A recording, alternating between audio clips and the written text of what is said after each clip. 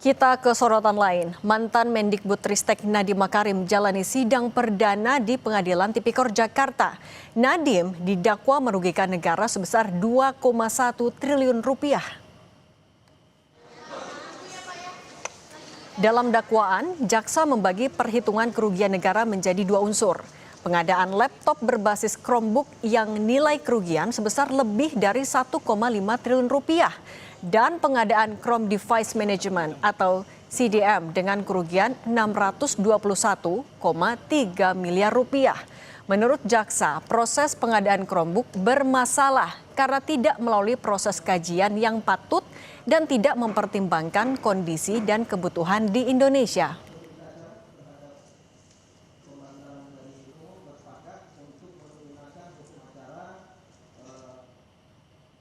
Sidang perdana Nadiem digelar saat KUHP dan KUHAP baru telah diberlakukan. Majelis Hakim bersama pihak kuasa hukum dan jaksa penuntut umum sepakat sidang digelar dengan menggunakan KUHAP yang baru.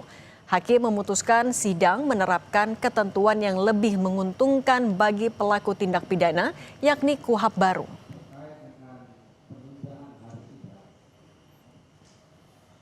Ini kan ada peralihan, ya, sebagaimana kita ketahui KUHP dan KUHAP baru berlaku sejak tanggal 2 Januari 2026. Nah, uniknya dengan perkara saudara ini, saudara kan dilimpahkan pada tanggal 9 Desember, ya.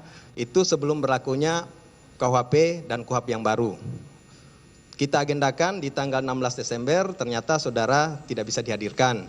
23 Desember juga tidak bisa dihadirkan dan hari ini baru dilakukan pembacaan dakwaan dengan kehadiran saudara di saat berlakunya KUHP dan KUHAP per tanggal 2 Januari 2026. Demikian ya.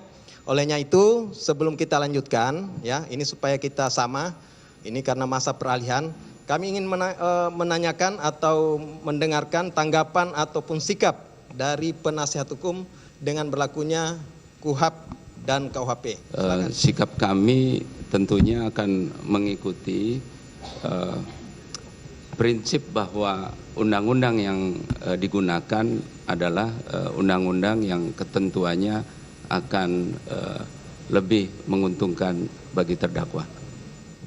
Perkara atas nama terdakwa Nadiem Anwar Makarim kami melimpahkan pada saat berlakunya undang-undang yang lama.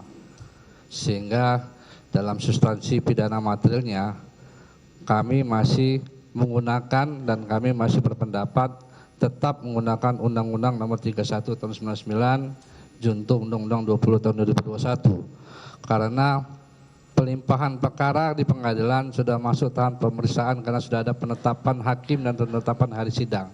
Dari penuntut tetap dengan pasal dan ketentuan yang sudah diserahkan di surat dakwaan ya.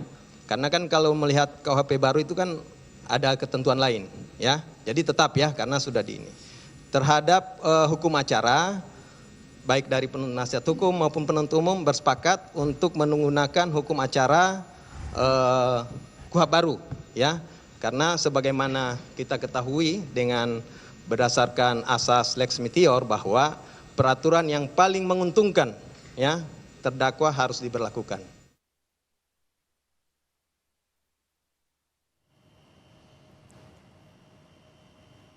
Menteri Hukum Supratman Andi Aktas menyatakan saat ini masih dalam masa transisi dari KUHP dan KUHAP lama ke aturan baru.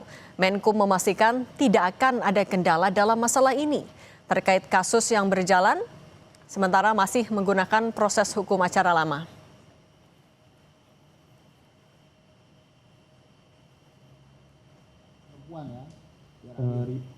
Rio dari Antara. Mau nanya soal yang rame di medsos juga Pak, pasal 18 bahwa yang jurisdiksi gitu sehingga tidak terjadi adanya ketimpangan dalam keputusan antar daerah. Itu aja. Terima kasih. Pertanyaan kedua silakan Mas. di dalam